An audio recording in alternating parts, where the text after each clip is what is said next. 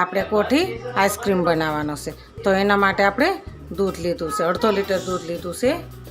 થી 2 ઉફાળ આવવા દેવાના છે અને આને સરસ ગરમ થવા દેવાનું, ઘાટું કરવાનું છે. આપણે નાનો કપ છે તો 1/4 કપ આપણે ખાંડ એડ કરીશું. 1/4 કપ ખાંડ નાખવાની છે. આપણે આને સરસ હલાવીશું. વેનીલા પાવડર લેશું. તો વેનીલા પાવડર આપણે 2 ચમચી લેવાનો. મોટી છે એટલે 1 લેશું, નાની હોય તો 2 લેવાની. એની અંદર આપણે ઠંડુ દૂધ નાખવાનું. આપણે ઠંડુ દૂધમાં કોળી લેવાનું. ઠંડા દૂધમાં આપણે એને કોળી લેશું.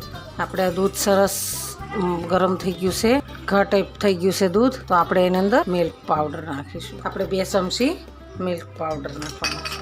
આપણે દૂધ ઘટ થઈ ગયું છે. આપણે હવે જે કોળીને તૈયાર કર્યું હતું એને આપણે એડ કરી દઈશું.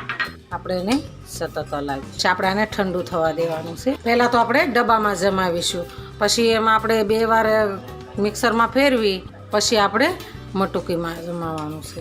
આપણે ગેસને બંધ કરી દઈશું. હવે એને ઉતારી લઈશું. ઉતારીને આપણે ઠંડુ થવા દેવાનું છે.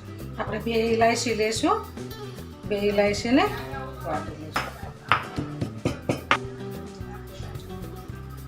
આપણે ડબ્બો લીધો છે, ડબ્બાની અંદર આપણે એડ કરી દઈશું. આપણે હવે ડબ્બાને પેક કરી દઈશું. આપણે આને ફ્રીજમાં મૂકી દઈશું. આપણે આઈસ્ક્રીમ બનાવી છે તો જામી ગઈ છે, તો આપણે એમાં બ્લેન્ડર ફેરવી દઈશું. આપણે 1 થી 2 વાર ફેરવવાનું છે, એટલે 2 વાર ફેરવી નાખીને તો એમાં બરફ નથી જામતો અને એકદમ પોષી અને સરસ થાય છે. એ બની જાય. બ્લેન્ડર ફેરવી નાખી પછી આપણે કુલડીમાં ભરવાનું છે. આપણે કુલડીમાં આઈસ્ક્રીમ ભરી દઈશું. આપણે માટલી સરસ ભરી લઈશું અને પછી આપણે એને જમાવા મૂકી દઈશું. પછી આપણે એમાં કાજુ બદામ નાખી અને આપણે ફિટ કરી દઈશું.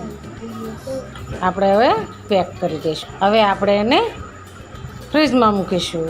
જોતાં જ ખાવાનું મન